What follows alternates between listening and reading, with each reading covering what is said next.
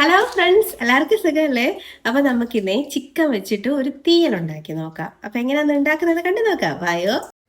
അപ്പൊ ഞാൻ പറഞ്ഞതുപോലെ നല്ല അടിപൊളി ഒരു തീയലിന്റെ റെസിപ്പിയാണ് കേട്ടോ ഈ കാണിക്കുന്നത്. നല്ല ടേസ്റ്റിയാണ്, കാണുമ്പോഴേ കഴിക്കാൻ തോന്നുന്ന ഒരു ഐറ്റം ആണ് കേട്ടോ. വളരെ സിമ്പിൾ ആയിട്ട് ഉണ്ടാക്കിയെടുക്കാം, അധികം കഷ്ടപ്പാടുകളൊന്നുമില്ല കേട്ടോ. അപ്പൊ ഇതെങ്ങനെ ഉണ്ടാക്കണേന്ന് കണ്ടു നോക്കിയാലോ. അതിനു മുന്നേ നമ്മുടെ ചാനൽ ഇതുവരെ സബ്സ്ക്രൈബ് ചെയ്യാതെ ആരെങ്കിലും കാണുന്നുണ്ടെങ്കിൽ പ്ലീസ് ഒന്ന് സബ്സ്ക്രൈബ് ചെയ്ത് സപ്പോർട്ടോടെ ചെയ്തേക്കണേ. പിന്നെ കൂടെ കാണുന്ന ബെല്ലൈക്കനും കൂടെ ഒന്ന് അമർത്തിയേക്കണേ. അപ്പൊ അധികം വാചകം അടിക്കാതെ നമുക്ക് റെസിപ്പിയിലോട്ട് കടന്നാലോ. വായോ. അപ്പൊ നമുക്കിത് ഉണ്ടാക്കിയെടുക്കാൻ വേണ്ടിയിട്ട് കുറച്ച് തേങ്ങയൊക്കെ ഒന്ന് വറുത്തെടുക്കണം. അതിന് വേണ്ടി ഒരു പാൻ ഒന്ന് അടുപ്പത്തേക്ക് വെച്ച് ചൂടാകുമ്പോഴേക്കും ഒരു 1/4 കപ്പോളം തേങ്ങ ചേർത്ത് കൊടുത്തിട്ടുണ്ട്. ഇനി അതിലേക്ക് ഒരു 2 കഷ്ണം പട്ട ചേർത്ത് കൊടുക്കുന്നുണ്ട്. ഒരു 3 കഷ്ണം ഗ്രാമ്പു ചേർത്ത് കൊടുക്കാം. ഇനി ഒരു 3 കഷ്ണം ഏലക്കയും കൂടെ ചേർത്ത് കൊടുക്കാവേ. ഇനി ഇതിലേക്ക് ഒരു ടീസ്പൂണോളം വലിയ ജീരകം ഉണ്ടല്ലോ, അത് ചേർത്ത് കൊടുക്കുന്നുണ്ട്. ഇനി നമുക്ക് ഒരു 2-3 കുഞ്ഞുള്ളി ചേർത്ത് കൊടുക്കുന്നുണ്ട്. ഞാനൊരു 4 എണ്ണം എടുത്തിട്ടുണ്ട്. ഇനി ഇതിലേക്ക് ഒരു 1.5 ടീസ്പൂണോളം കുരുമുളക് ഉണ്ടല്ലോ, അത് ചേർത്ത് കൊടുക്കാം. ഇനി നമുക്ക് ഇതെല്ലാം കൂടെ നല്ല പോലെ ഒന്ന് വറുത്തെടുക്കണം. അപ്പൊ ഈ തേങ്ങയൊക്കെ മിക്സിയിലിട്ട് ചെറുതായിട്ട് ഒന്ന് ക്രഷ് ചെയ്തിട്ട് ചേർക്കുവാണെങ്കിൽ പെട്ടെന്ന് തന്നെ അങ്ങ് കളറൊക്കെ മാറി റോസ്റ്റായിട്ട് കിട്ടും കേട്ടോ. എനിക്കതിന് സമയമില്ലാത്തതുകൊണ്ട് ഞാൻ ഡയറക്റ്റ് അങ്ങ് ചേർത്തതാണ്.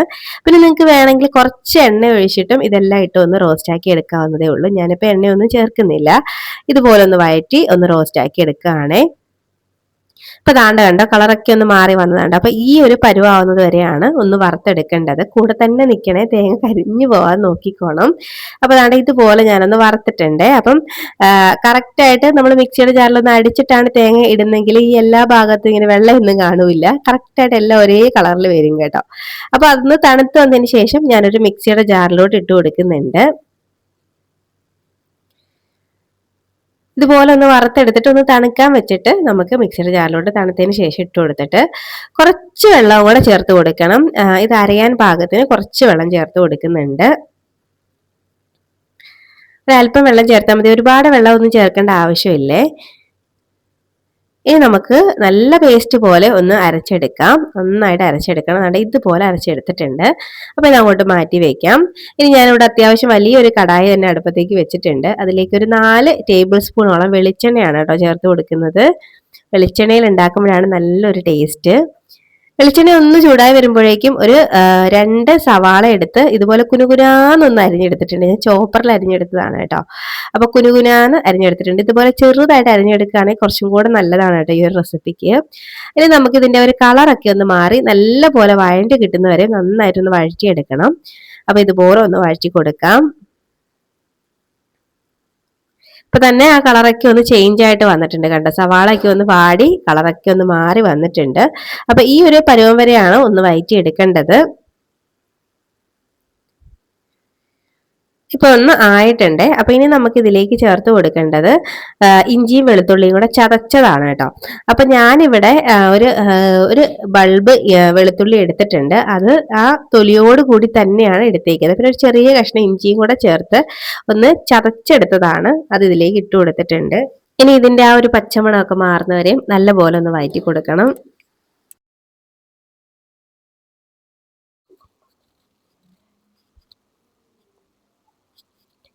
ഇപ്പൊ അതാണ് ഇഞ്ചി വെളുത്തുള്ളിയുടെ ഒക്കെ ഒരു പച്ചമണമൊക്കെ ഏകദേശം ഒന്ന് മാറി വന്നിട്ടുണ്ട്. ജസ്റ്റ് ഒരു മിനിറ്റ് ഒന്ന് വഴറ്റിയെടുത്താൽ മതിയാവും. അപ്പോഴേക്കും ആ പച്ചമണമൊക്കെ ഒന്ന് മാറിക്കിട്ടും. ഇനി നമുക്കിതിലേക്ക് തക്കാളി ചേർത്ത് കൊടുക്കണം. ഞാനിവിടെ അത്യാവശ്യം വലിയൊരു തക്കാളി എടുത്ത് ഒന്ന് ചോപ്പറിലിട്ടൊന്ന് ചോപ്പ് ചെയ്തെടുത്തതാണ് കേട്ടോ. അപ്പോൾ ചോപ്പറിലില്ലെങ്കിൽ അത് കുനുകുനാന്ന് അരിഞ്ഞെടുത്താലും മതി. ഇതിനകത്ത് ചേർക്കുന്നതെല്ലാം ഒന്ന് ചെറുതായിട്ട് അരിഞ്ഞെടുത്ത് ചേർത്താൽ മതി കേട്ടോ. അപ്പം ഈ തക്കാളി അത്യാവശ്യം വലുതായിരുന്നു. ഇനിയിപ്പോൾ ചെറുതാണെങ്കിൽ ഒരു 2 എണ്ണമെങ്കിലും എടുക്കണേ. ഇനി ആ തക്കാളിയുടെ ഒക്കെ ഒരു പച്ചമണമൊക്കെ നന്നായിട്ട് മാറുന്ന വരെയും നല്ലപോലെ ഒന്ന് വഴറ്റി കൊടുക്കണം. അപ്പൊ ഇങ്ങനെ കണ്ടിന്യൂസ് ആയിട്ട് നിന്ന് ഇളക്കി എടുക്കേണ്ട ആവശ്യമൊന്നുമില്ല. ഇടയ്ക്കൊന്ന് ഇളക്കി ഇട്ട് കൊടുത്തിട്ട് കുറച്ച് സമയം കഴിഞ്ഞ് പിന്നെ ഇളക്കി എടുത്താലും മതി. അപ്പൊ ഇങ്ങനെ ഇടയ്ക്കിടയ്ക്ക് ഇളക്കി ഇട്ട് കൊടുത്താൽ ആ ഒരു പച്ചമണം ഒന്ന് മാറ്റിയെടുത്താൽ മതിയാവും. ഇപ്പൊ താണ്ട ആ തക്കാളിയുടെ ഒക്കെ ഒരു പച്ചമണമൊക്കെ ഏകദേശം നന്നായിട്ട് മാറി വന്നിട്ടുണ്ട്. പിന്നെ ഇത് കുനുകുനാന്ന് അരിഞ്ഞതുകൊണ്ട് തന്നെ പെട്ടെന്ന് അങ്ങ് റെഡിയായി കിട്ടും കേട്ടോ. അപ്പൊ ഇനി ഇതിലേക്ക് നമുക്ക് പൊടികൾ ചേർത്ത് കൊടുക്കാം. ഒരു 1/2 ടീസ്പൂണോളം മഞ്ഞൾപ്പൊടി ചേർക്കുന്നുണ്ട്.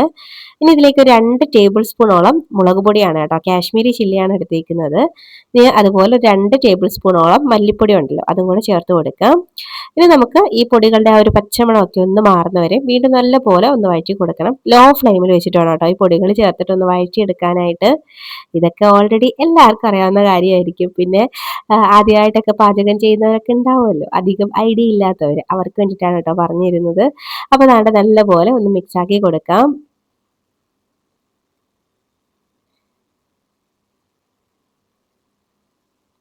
ഇപ്പൊ ദാണ്ടെ ആ പൊടികളുടെയൊക്കെ ഒരു പച്ചമണമൊക്കെ ഏകദേശം മാറി വന്നിട്ടുണ്ട് കേട്ടോ. നന്നായിട്ടൊന്ന് മാറി വന്നിട്ടുണ്ട്. അപ്പൊ ഇങ്ങനെ ഒന്ന് പൊടികളുടെ പച്ചമണമൊക്കെ ഒന്ന് മാറി വരുമ്പോഴേക്ക് ഇനി നമുക്ക് ഇതിലേക്ക് ചിക്കൻ ചേർത്ത് കൊടുക്കണം. അപ്പൊ ഞാനിവിടെ വളരെ കുറച്ച് മാത്രമേ ചിക്കൻ എൻ്റെ കയ്യിൽ ഉണ്ടായിരുന്നുള്ളൂ. അപ്പൊ അത് മാത്രം ചേർക്കുന്നുണ്ട്. ഒരു 1/2 കിലോ ഒക്കെ ഉണ്ടാവുള്ളൂ കേട്ടോ. അതിന് അതിലേക്ക് ഞാൻ അതൊന്ന് ബാലൻസ് ചെയ്യാൻ വേണ്ടി കുറച്ച് ഉരുളക്കിഴങ്ങ്, അതായത് 2 ഉരുളക്കിഴങ്ങ് ഒന്ന് അത്യാവശ്യം വലുതായിട്ട് അരിഞ്ഞ് ചേർത്ത് കൊടുക്കുന്നുണ്ട്. ശരിക്കും പറഞ്ഞാൽ ഈ ഉരുളക്കിഴങ്ങ് ഈ ഒരു കറിയിലിട്ട് വേവിക്കുമ്പോഴേക്കും ആ ഉരുളക്കിഴങ്ങ് കഴിക്കാൻ നല്ലൊരു ടേസ്റ്റ് ആണ് കേട്ടോ. അപ്പൊ അതാണ് നല്ല പോലെ ഒന്ന് മിക്സ് ആക്കി എടുക്കണം. ഇനി കുറച്ച് സമയം നന്നായിട്ടൊന്ന് വഴറ്റിയെടുക്കണേ. ആ മസാലയൊക്കെ ചിക്കന്റെയും ഉരുളക്കിഴങ്ങിന്റെ ഒക്കെ ഭാഗങ്ങളിലെല്ലാം ഒന്ന് പിടിക്കുന്നവരെ നന്നായിട്ട് ഒന്ന് വഴറ്റി കൊടുക്കണം. ഇനി നമുക്ക് ഇതിലേക്ക് ആവശ്യത്തിനുള്ള ഉപ്പും കൂടെ ഈ ഒരു സമയം അങ്ങോട്ട് ഇട്ട് കൊടുക്കാം. ഉപ്പും കൂടെ ചേർത്തിട്ട് വീണ്ടും നല്ല പോലെ ഒന്ന് വഴറ്റിയെടുക്കാം.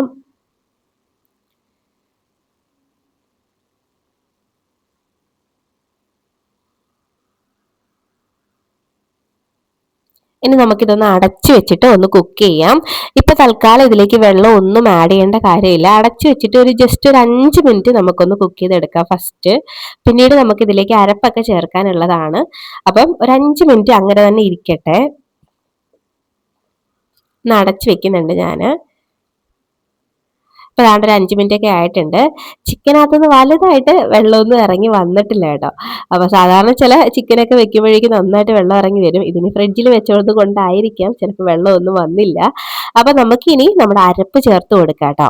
അപ്പം നമ്മളിവിടെ നേരത്തെ അരച്ച് വെച്ചേക്കുന്ന അരപ്പുണ്ടല്ലോ, തേങ്ങ വറുത്തരച്ച അരപ്പ്, അത് ഇതിലേക്ക് ഇട്ട് കൊടുക്കുന്നുണ്ട്. ആ മിക്സിയുടെ ജാറിൽ പറ്റിപ്പിടിച്ചിരിക്കുന്നതൊക്കെ അങ്ങോട്ട് ഇട്ട് കൊടുക്കാം. ഇനി ആ മിക്സിയുടെ അടപ്പിലൊക്കെ ജാറിന്റെ അടപ്പിലൊക്കെ പറ്റിപ്പിടിച്ചിരിക്കുന്നതെല്ലാം ഇതിലേക്ക് ഇട്ട് കൊടുക്കാം. ഇനി നമുക്ക് ആ മിക്സിയുടെ ജാറിൽ കുറച്ച് വെള്ളം ചേർത്ത് അതും കൂടെ ഇതിലേക്ക് ഒഴിച്ചു കൊടുക്കുന്നുണ്ട് ഞാൻ. ഏകദേശം ഒരു 1.25 കപ്പോളം വെള്ളം ഞാൻ ഇതിലേക്ക് ചേർത്ത് കൊടുക്കുന്നുണ്ട് കേട്ടോ. അപ്പം വെള്ളം ചേർത്ത് കൊടുക്കാം. ഇത് നമുക്ക് നല്ല പോലെ ഒന്ന് മിക്സ് ആക്കി കൊടുക്കാം.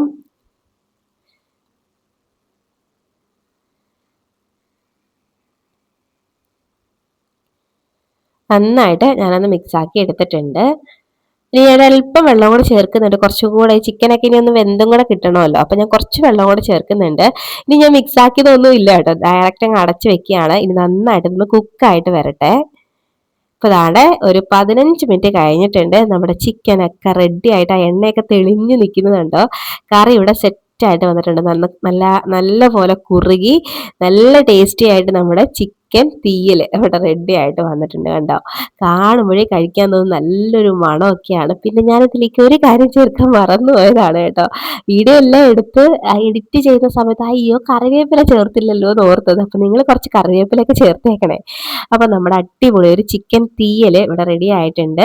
വേണമെങ്കിൽ ഫൈനലി കുറച്ചൊരു താളിപ്പും കൂടെ ആവാം. പിന്നെ എണ്ണയുടെ അളവ് വളരെയധികം കുറയ്ക്കുന്നതുകൊണ്ട് ഞാനിനി താളിപ്പൊന്നും ചേർക്കാൻ മെനക്കെട്ടില്ല. നിങ്ങൾക്ക് വേണമെങ്കിൽ ചേർക്കാം കേട്ടോ. അപ്പൊ നല്ല ടേസ്റ്റി ആയിട്ടുള്ള ചിക്കൻ തീയലാണ്. അപ്പൊ എന്തായാലും ചിക്കൻ തീയൽ ഇതുപോലെ ഉണ്ടാക്കി നോക്കിയിട്ടില്ലെങ്കിൽ ഉറപ്പായിട്ട് ഉണ്ടാക്കി നോക്കണം.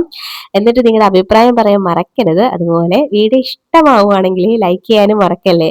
അപ്പൊ നമുക്ക് ഇനി ഒരു റെസിപ്പിയുമായിട്ട് വീണ്ടും കാണാടോ. അതുവരേക്കും ബൈ. Thanks for watching.